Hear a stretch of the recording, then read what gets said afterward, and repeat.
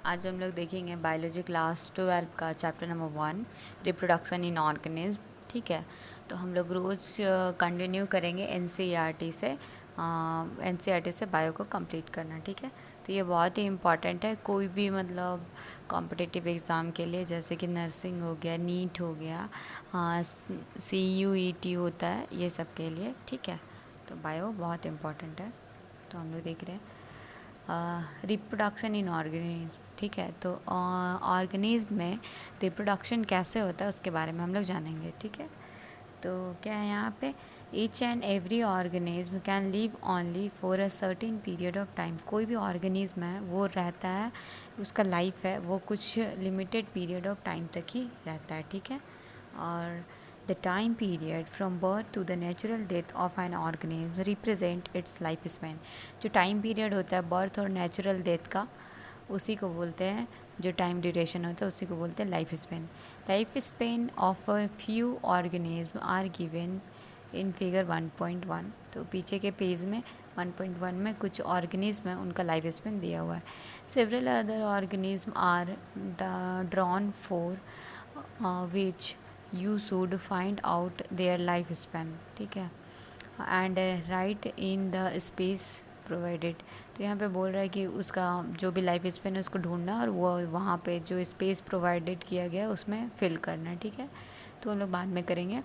Examine the life span of organism represented in figure 1.1। 1.1 में जो figure दिया है उसका लाइफ स्पैन को एग्जामिन करने बोला जा रहा है। ठीक है, isn't it both interesting and intriguing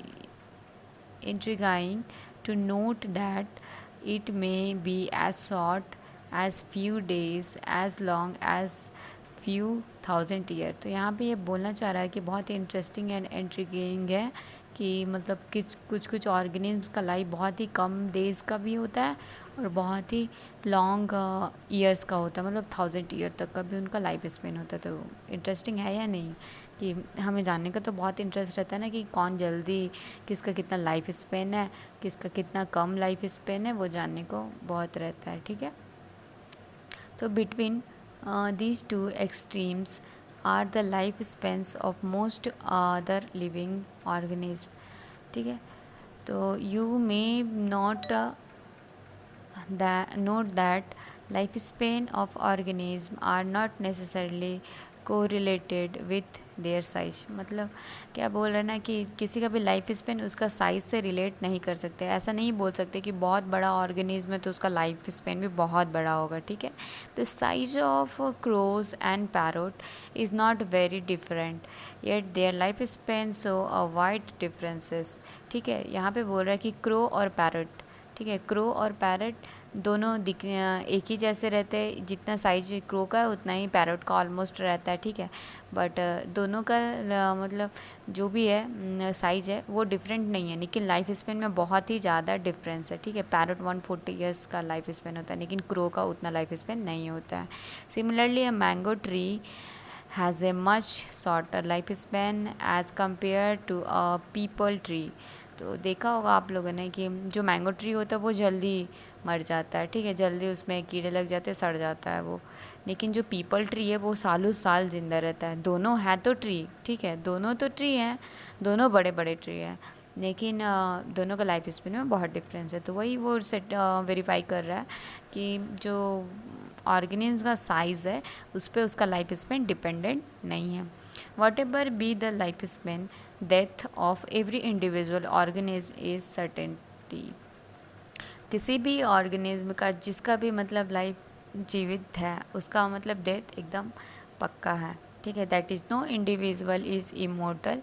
कोई भी इंडिविजुअल ऐसा नहीं है जो कि अमरणशील है। ठीक है, जो मरे ना, ठीक है, मतलब अमर हो, अजर हो, ऐसा कह सकते हैं। एक्सेप्ट सिंगल सेल्ड ऑर्गेनिज्म, किसको छोड़ के, सिंगल सेल्ड ऑर्गेनिज्म को। सिंगल सेल्ड ऑर्गेनिज्म में क्या होता है ना कि वो लोग खुद ही में सेल डिवीज़न करना स्टार्ट कर देते हैं, मतलब उनका एक सेल टूटता है फिर नया सेल ग्रो कर देते हैं। ठीक है, ऐसा उनका होता है। तो why do we say there is no natural death in single celled organism. यहाँ पे क्वेश्चन पूछ रहा है एनसीईआरटी कि सिंगल सेल्ड ऑर्गेनिज्म का डेथ क्यों नहीं होता है, ठीक है। तो हम लोग आंसर जानते हैं। Given this reality, have you ever wondered how vast number of plants and animal species have existed on earth for several thousand of years। तो पूछ रहे हैं यहाँ पे कि कौन सा ऑर्गेनिज्म कितना मतलब 1000 ईयर्स ऑफ जिया है, ये सब पूछ रहा है, ठीक है, उसका लाइफ स्पेन के बारे में। There must be some process in living organism that ensure this continuity. बहुत सारे प्रोसेस है जो कि कंटिन्यू करता है, इसका इंश्योर कराता है हमें कि इसका कितना कंटिन्यूटी होता है उसका लाइफ स्पेन, ठीक है। Yes we are talking about reproduction, something that we take for granted. हम लोग रिप्रोडक्शन के बारे में पढ़ रहे हैं, ठीक है। तो ये फिगर नंबर 1.1। तो यहाँ पे कंपेरेटिव स्टडी हम लोग कर सकते हैं। क्रो और पैरोट है। क्रो का जो लाइफ स्पेन है वो 15 ईयर्स ही है और पैरोट का है जो 140 ईयर्स है। तो यहाँ पे दोनों का साइज़ तो सेम है लेकिन लाइफ स्पेन में बहुत ही ज़्यादा डिफरेंस है यहाँ पे देखने को मिल रहा है, ठीक है।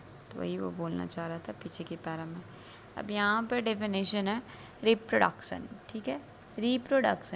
Reproduction is defined as a biological process in which an organism gives rise to young ones, offspring similar to itself। Reproduction एक ऐसा प्रोसेस है, बायोलॉजिकल प्रोसेस है जिसमें कि ऑर्गेनिज्म, जो भी ऑर्गेनिज्म वो अपने जैसा ही एक ऑफस्प्रिंग को, यानी कि अपने जैसा सेम जो भी है जैसा वो दिखता है उसी जैसा एक प्रोडक्शन करना ही रिप्रोडक्शन है, ठीक है।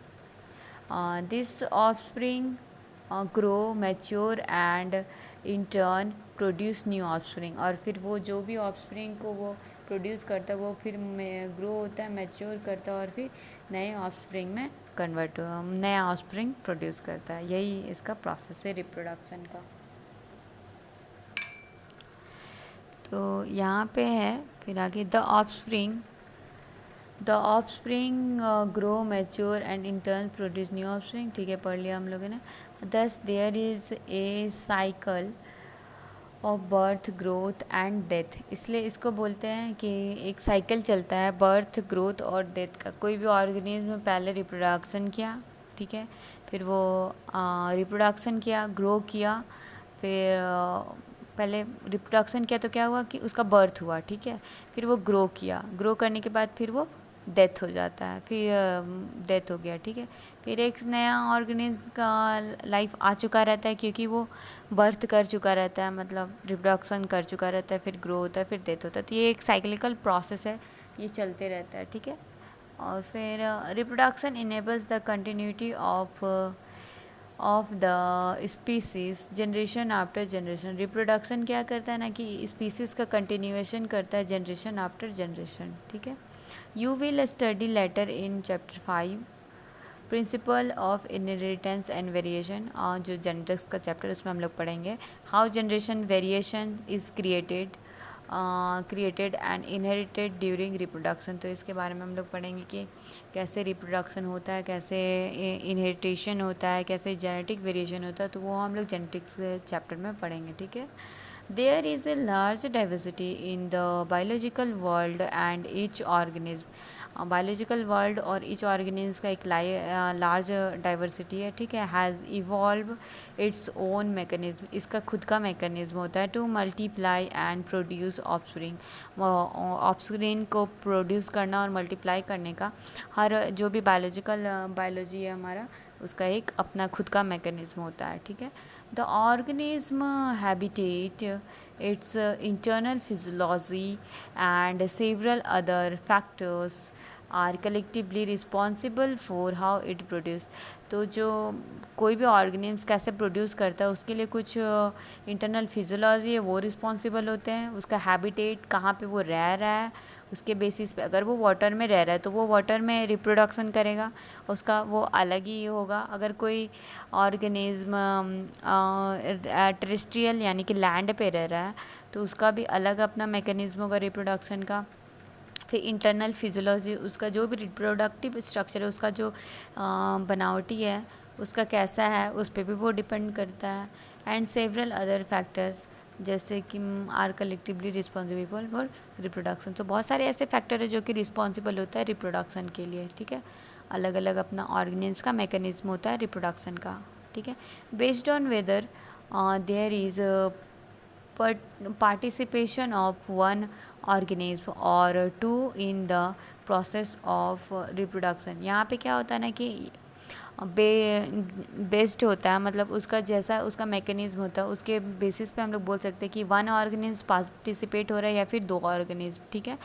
When offspring is produce by a single parent with or without their involvement of gamete formation, ठीक है। जब ऑफस्प्रिंग सिंगल पेरेंट से प्रोड्यूस हो रहा है बिना विथ, मतलब गैमेट का इन्वॉल्वमेंट भी हो सकता है और गैमेट का इन्वॉल्वमेंट नहीं भी हो सकता। गैमेट यानी कि मेल से जो गैमेट्स आते हैं वो, और जो फीमेल से आते हैं वो। गैमेट्स को बारे में बोल रहा है, मेल और फीमेल गैमेट्स के बारे में यहाँ पे बोला जा रहा है, ठीक है। तो इन्वॉल्वमेंट हो भी सकता है, नहीं भी हो सकता है, तो उसको बोलते हैं एसेक्सुअल रिप्रोडक्शन, ठीक है। When to parents